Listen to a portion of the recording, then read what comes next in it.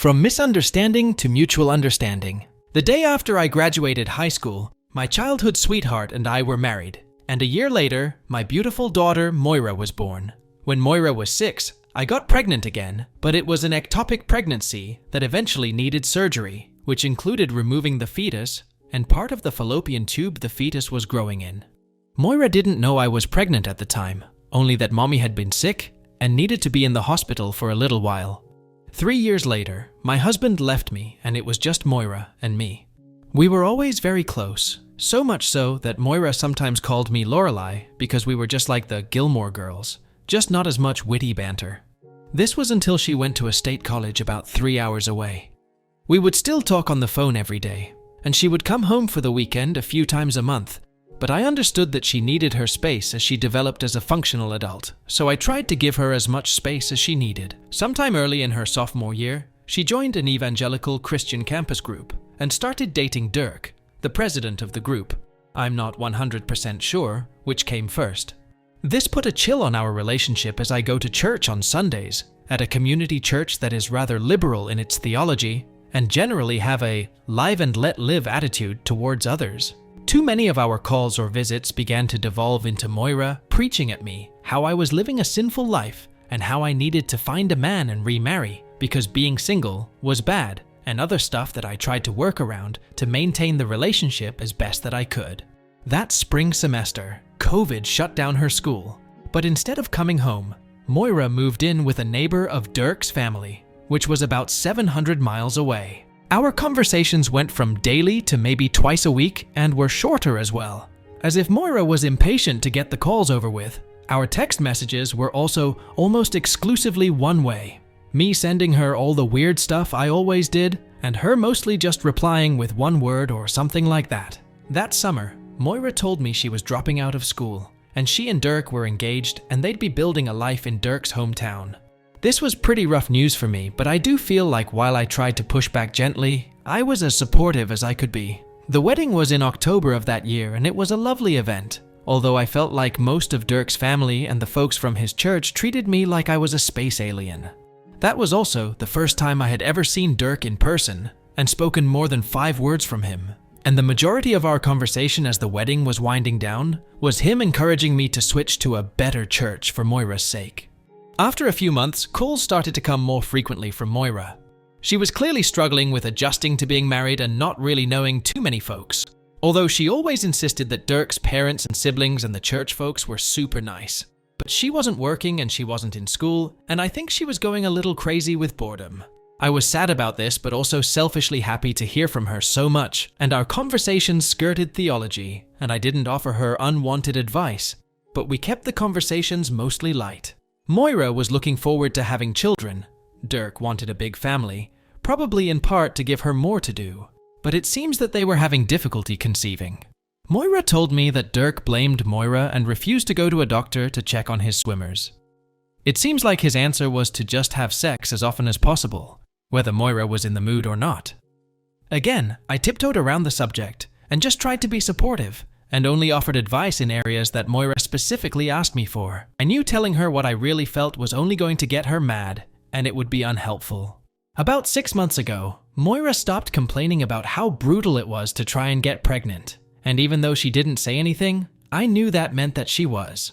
I kept it to myself, just happy that she was so happy. But she called me crying right before Thanksgiving that she had miscarried. I asked her if she wanted me to come to her, and for the first time since she got married, she said yes.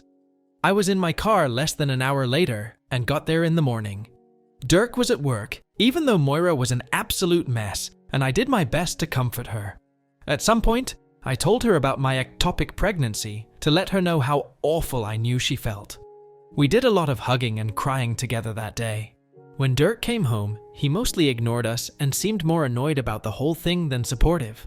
The next morning, after Dirk went to work, Moira asked me about my ectopic pregnancy, especially what had happened to the baby. I explained that they needed to abort the baby because it was growing, and it could have become life-threatening to me. Moira got extremely angry at me, telling me that her pastor had once mentioned that most fallopian ectopic fetuses will actually migrate to the uterus on their own, and that I was a selfish bitch for not putting my faith in God before a soulless doctor. I was stunned and I regrettably lashed out at her, telling her that her pastor was full of shit and that as much as I wish I hadn't had to have an abortion, it was the only reasonable choice, and any real Christian would understand that. Moira told me to leave the house right away. I tried to apologize, but she told me her miscarriage and trouble having children was definitely punishment for me killing my baby. I fled the house in tears.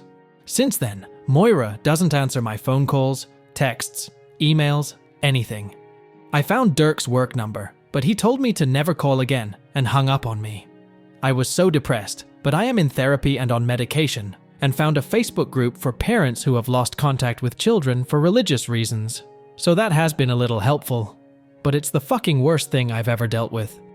Some days I still feel like I don't have a will to live, but just thinking about my daughter gives me strength to go on, hoping that she'll let me back into her life.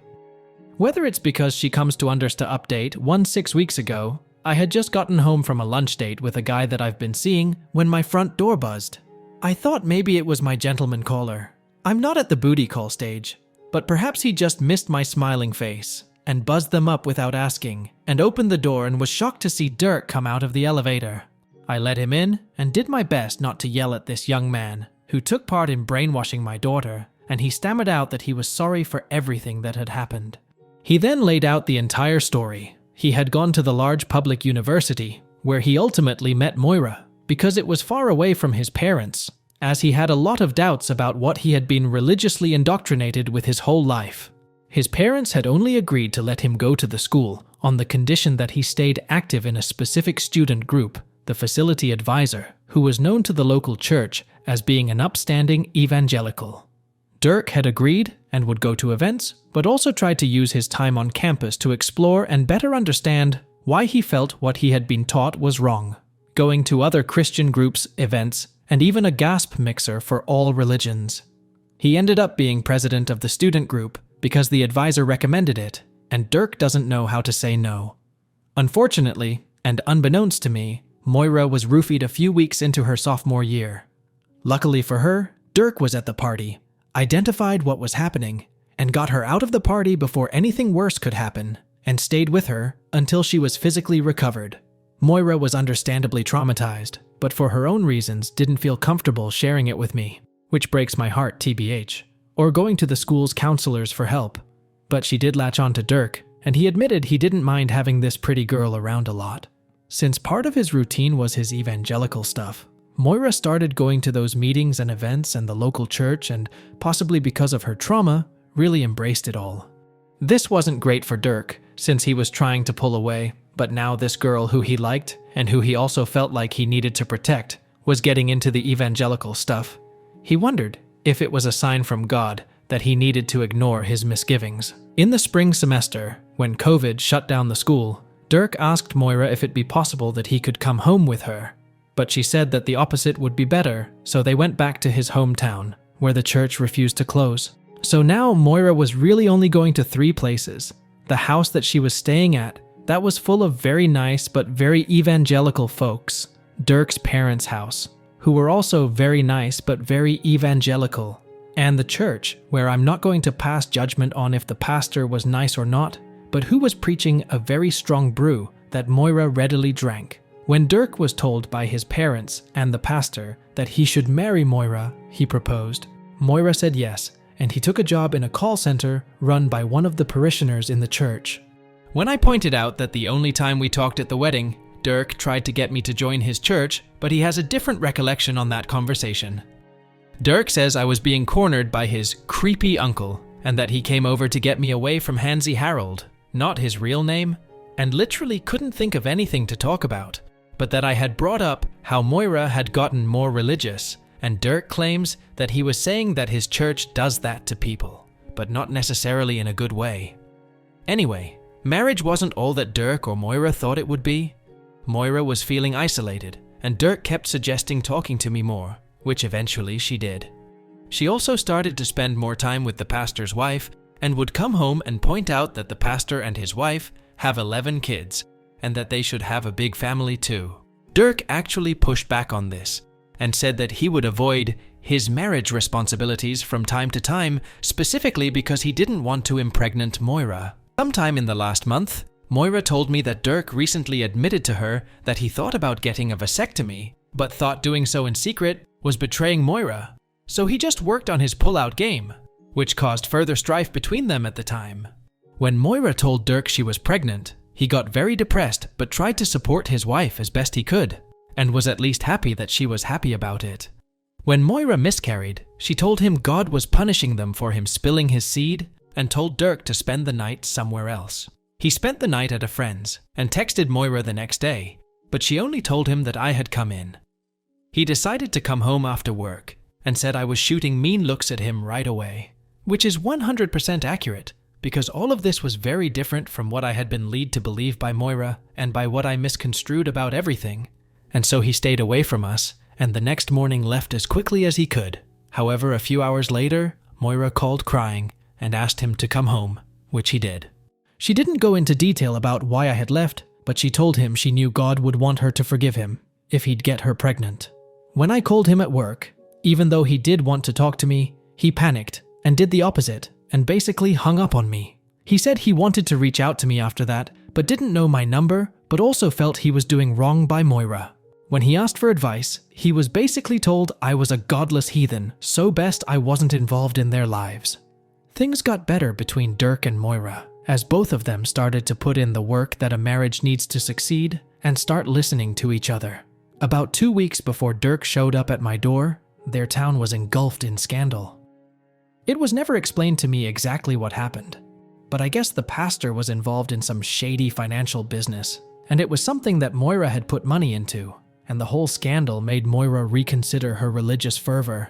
Dirk seized on this and begged Moira to leave town with him, but Moira was feeling very embarrassed/stubborn/ashamed and didn't want to reach out to me. Dirk convinced her that they should pack up as much as possible and just come to me, as he was sure that I would take them in and help them. So this conversation was quite lengthy, and when he gets to the part that Moira is with him, I jumped up and started yelling about where she was. He told me she was at a coffee shop down the street, so I basically ran there, and the two of us ugly cried as we reunited.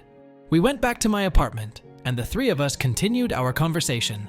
There were a lot more tears and hugs and apologies all around, and I told them that I would help them as best as I could.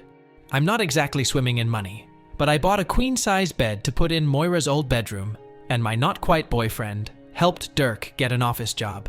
Moira got a retail job and is talking about re-enrolling in college in the fall, which I think is great. They are still living with me, but on Monday we looked at an apartment just down the street from me, as both are adamant about being close, and they will hopefully be signing a lease there very soon. I am doing my best to see Moira who she is now, an adult woman who is flawed just like all of us, not the teenaged girl who was my best friend. And Dirk is a sweet kid who's trying to find his place in the world and needs to be a better advocate for himself. The past few weeks he has come with me to my church, and we'll see if that's more his speed.